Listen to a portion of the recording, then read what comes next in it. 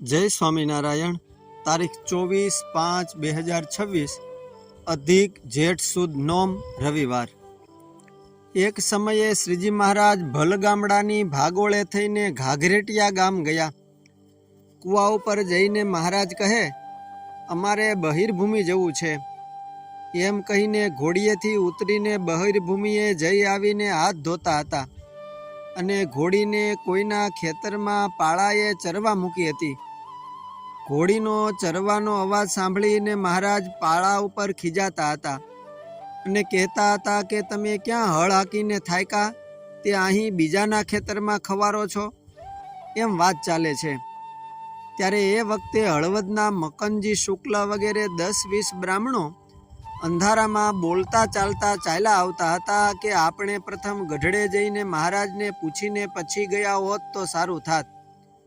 આમ એમનો શબ્દ સાંભળીને મહારાજે ભગુજીને કહ્યું કે કોઈ સત્સંગી બોલતા જાય છે, તેમને અહીં બોલાવો।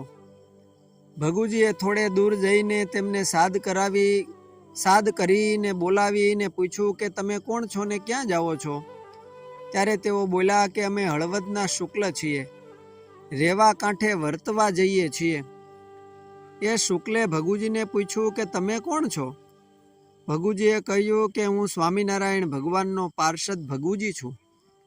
તે સાંભળીને મકનજી શુક્લ કહે, તમે અહીં ક્યાંથી?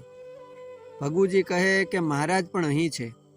આ સાંભળી તેઓ ઘણા રાજી થયા અને દોડીને મહારાજ પાસે આવીને મહારાજના ચરણારવિંદમાં પડીને રોઈ પડ્યા।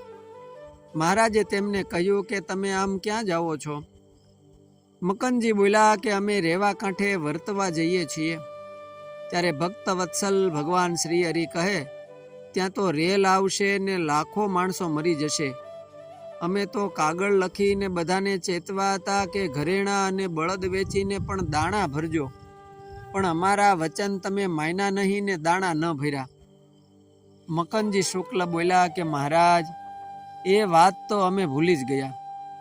મહારાજ કહે, હવે તમે આમ ઘોલવાડમાં જાઓ અને દાણા ન ભર્યા એ અમારી આજ્ઞા તમે લોપી છે, માટે 18 દિવસ સુધી તમને અન્ન નહીં મળે, પછી મળશે। એમ કહીને શુક્લને ઘોલવાડમાં મોકલ્યા। શુક્લ પણ ઘોલવાડમાં જઈને લોટ માગવા માંડ્યા।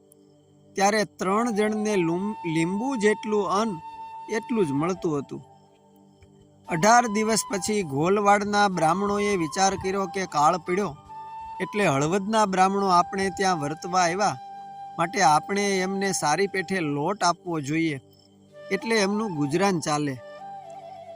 19મા દિવસે એમને સારી પેઠે લોટ મળ્યો એટલે મકનજી શુક્લે જાણ્યું કે શ્રીજી મહારાજ આવ્યા, એટલે અદ્યાપી પર્યંત એ પ્રદેશમાં એમનું ગુજરાન થાય છે। અસ્તુ જય સ્વામિનારાયણ। સદગુરુ નિર્ગુણદાસ સ્વામીની વાતો વાર્તા 54માંથી।